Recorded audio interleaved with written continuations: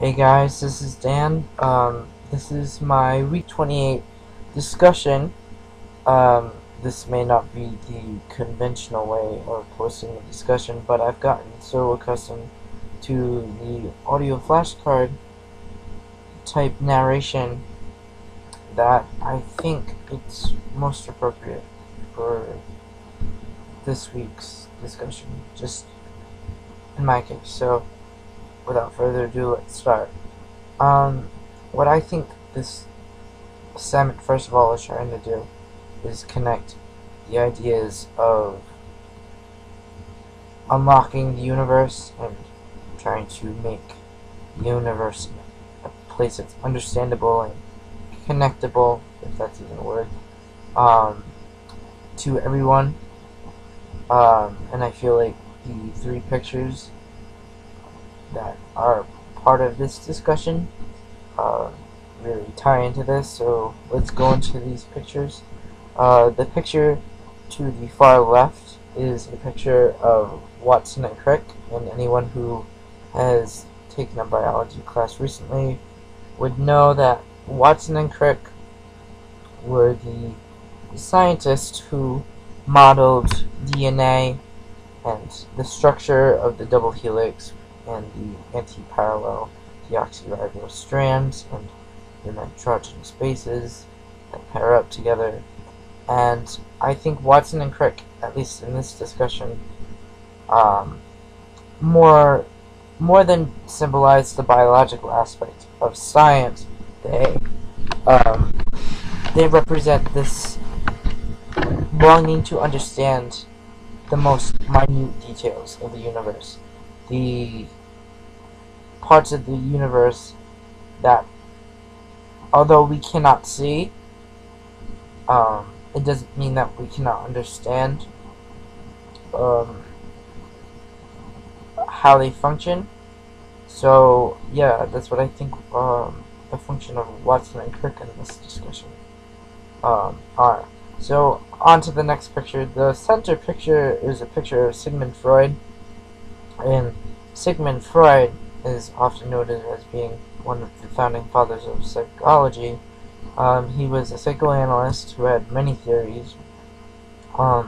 His theories were all based on human behavior, the effects of drugs like cocaine on the body, dreams, sexuality, learned behavior versus inherent behaviors, things like that.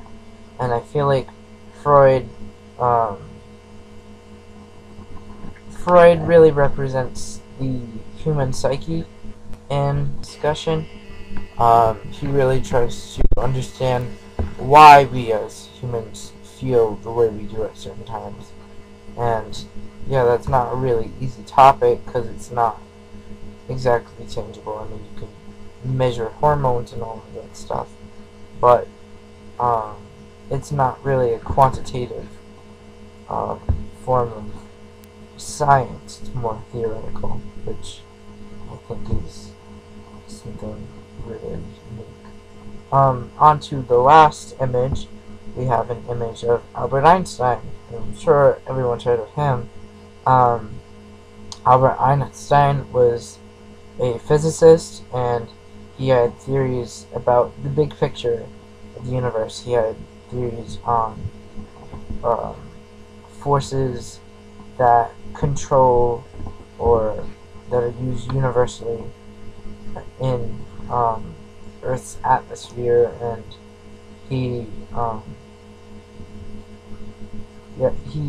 I think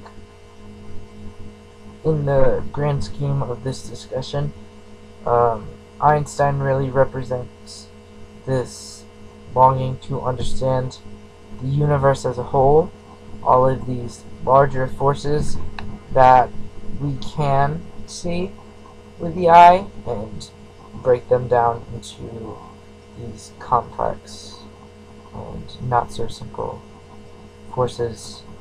Yeah, so overall I think that although these three things of science, the biological aspect, the psychological aspect, and the physical aspects of science are extremely different, The approach of understanding and making the world a more relatable place, I feel like that's a common goal shared by all three aspects.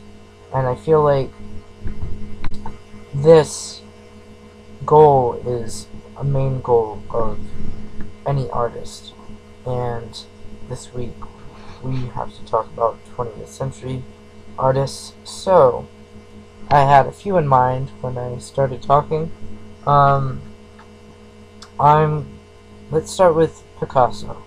Um, Picasso was a Cubist painter, and I mean he had an innovative way of portraying the universe around him, not necessarily um,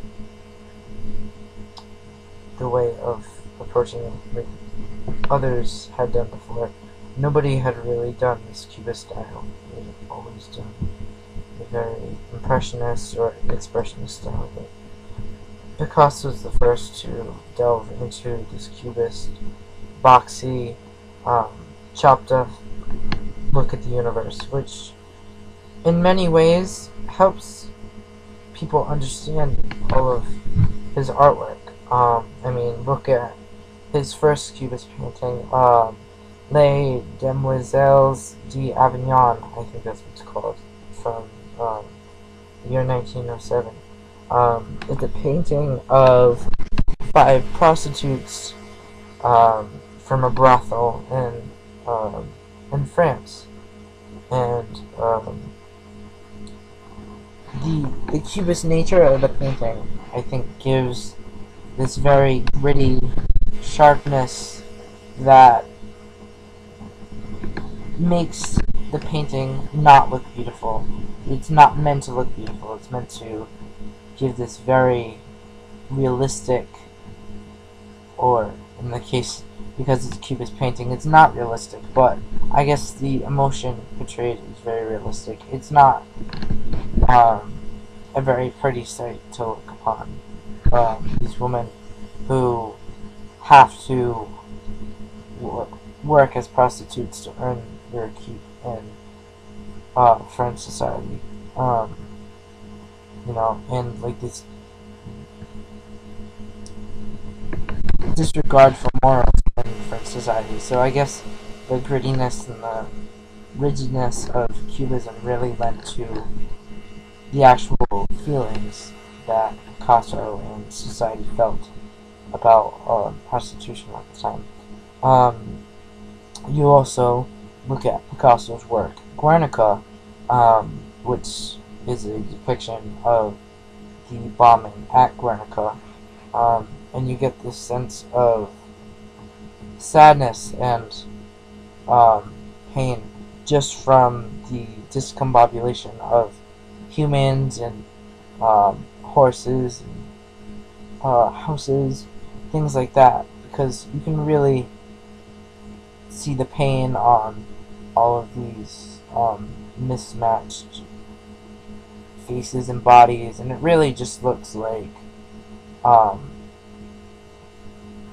just a pit of destruction. And I feel like Picasso really helps people understand the nature of suffering in this painting, and he really makes us understand that it really is pointless to have other humans suffer, and at very most innocent humans, as the people in Guernica were, have them suffer for no reason. Artists from the 20th century is Jackson Pollock, who did splatter paintings, or as he would call action paintings. And you can't really pinpoint why you feel a certain emotion by looking at Pollock's work, but for some reason you do. Whether it be the way that the lines are portrayed or the colors that he uses, but you really get the sense of peacefulness or anger and in a lot of his paintings. In Lavender Mist, you get this very calm, tranquil feeling that you can't really pinpoint. That's why I feel like they call it an expressionist painting, but I think it really gives form to the emotions that are felt by humans, which is, I think, you can connect this to Freud.